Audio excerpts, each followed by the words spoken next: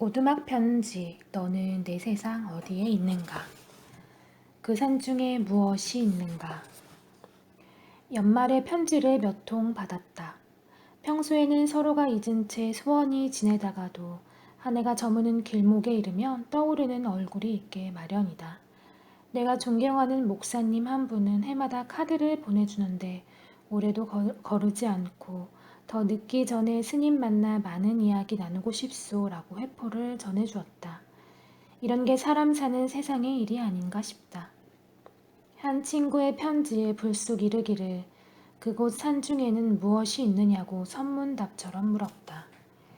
이 물음을 받고 나는 문득 옛 은자의 시가 떠올라 앞뒤 인사말 줄이고 다음에 시를 써서 회신으로 띄었다.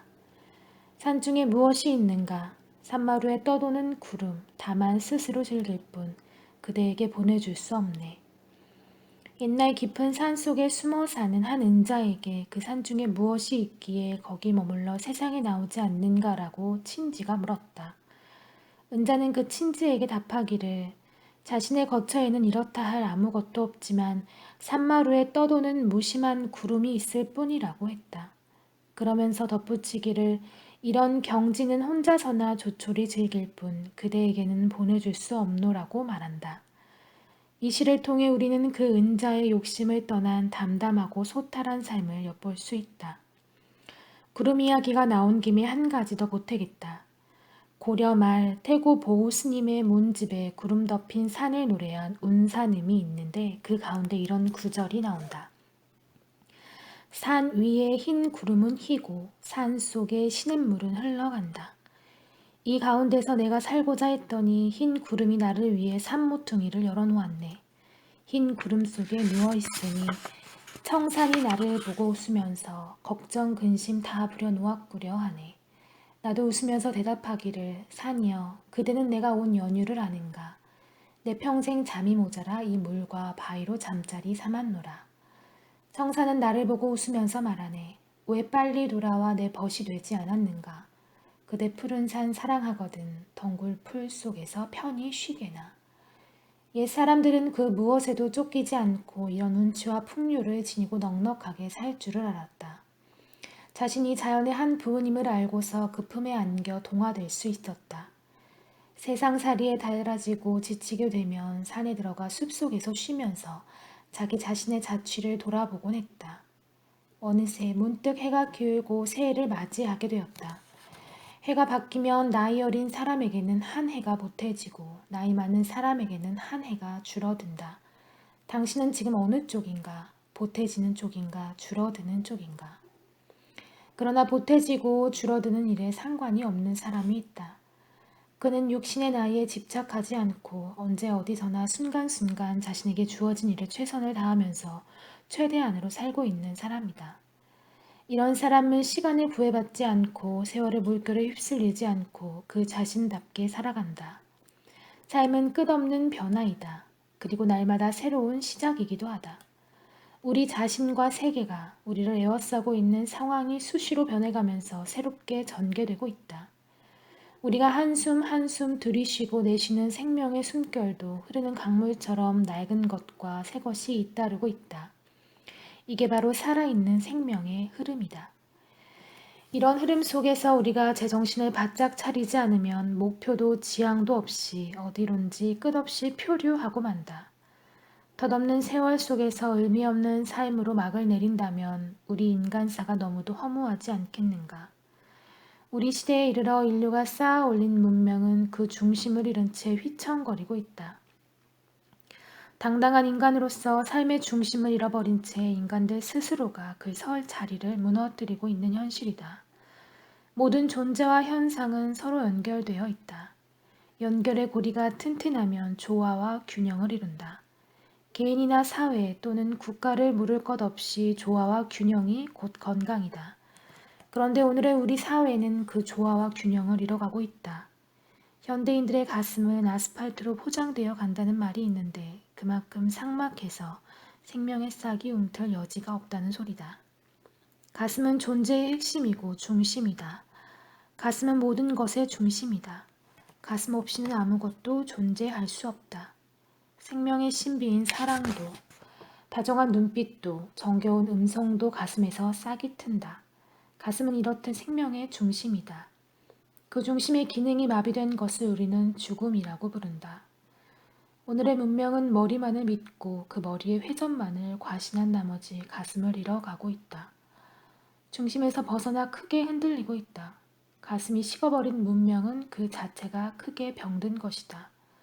비인간적인 이런 수렁에서 헤어나려면 우리 모두가 저마다 따뜻한 가슴을 되찾는 길밖에 없다. 물질의 더미에 한눈 파느라고 식어버린 가슴을 다시 따뜻하게 가꾸어 삶의 중심을 이루어야 한다.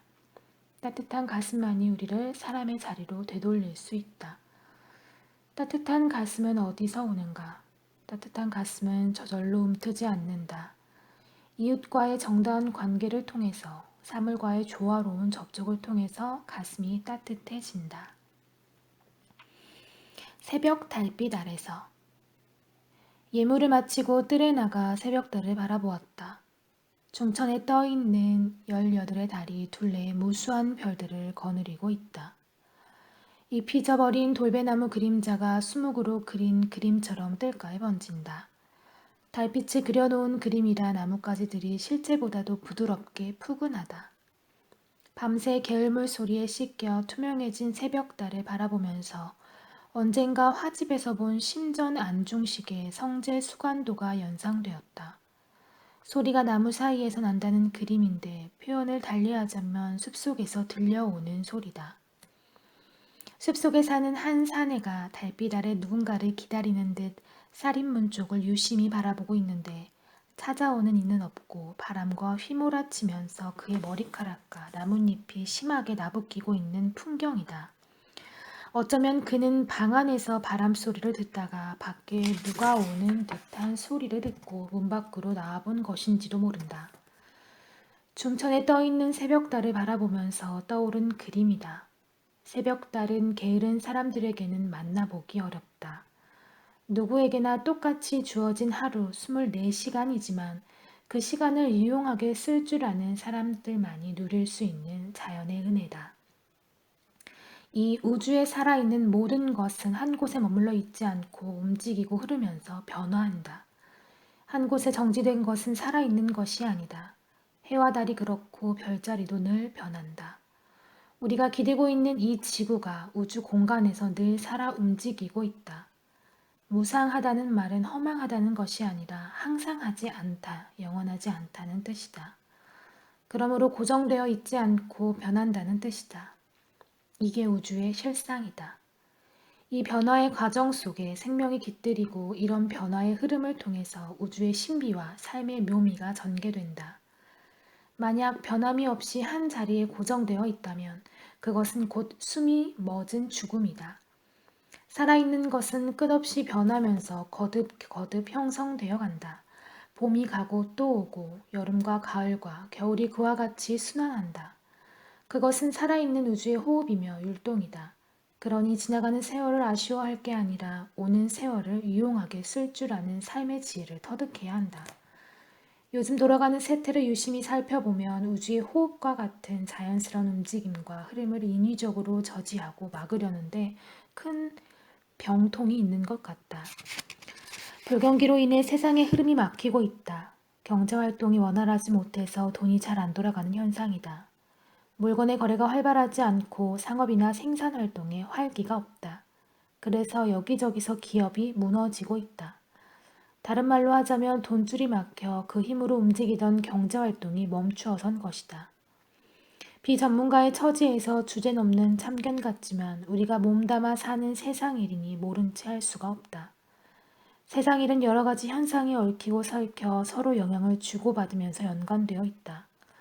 경제 현상도 경제 자체만이 아니라 경제 외적인 현상과 서로 맞물려 있다. 경제의 주체는 재화가 아니라 그것을 쓸 줄 아는 사람이다. 경제 정책을 모르고 그 일을 추진하는 사람들이 전체적인 우주의 흐름을 모르고 눈앞의 일만 가지고 이리저리 끼워 맞추려고만 하니 오늘 같은 파국을 가져올 수밖에 더 있겠는가. 그 사회의 모든 현상이 활발하게 살아 움직여 전체적으로 활기찬 조화를 이루도록 하는 것이 정치가 해야 할 일인데 신한국, 신경제를 내세운 집권 세력들이 부패의 고리를 끊는다는 명분 아래 생명의 원리를 무시하고 그 흐름을 인위적으로 차단한 데서 오늘과 같은 결과를 가져온 것이다. 그러나 긴 눈으로 보면 이도 또한 이 땅의 새로운 흐름을 가져올 전기가 될 것이다. 돈이란 우리들 마음이 평온하고 기쁨으로 차 있을 때, 우리가 하는 일이 사회적으로도 떳떳하고 즐거울 때 자연스럽게 따라오는 에너지와 같은 것이다. 따라서 돈을 수량적인 단위로만 보지 말고 좋은 일과 좋은 생각에 따라다니는 우주의 흐름, 즉 에너지의 흐름으로 볼 수 있어야 한다. 개인이나 기업이 이런 흐름의 오묘한 도리를 이해한다면 그 흐름을 받아들일 자세와 그것을 값있게 활용할 길을 찾게 될 것이다. 흔히 하는 말로 돈을 쫓아다니지 말고 돈이 따라오도록 하라는 것도 이 에너지의 흐름을 두고 하는 말일 것이다. 흐름이 멈추어 한 곳에 고이게 되면 부패한다. 이것은 우주 생명의 원리다. 물질만이 아니라 사람의 생각도 어느 한 곳에만 얽매여 갇혀 있게 되면 그 이상의 성장이나 발전은 없다.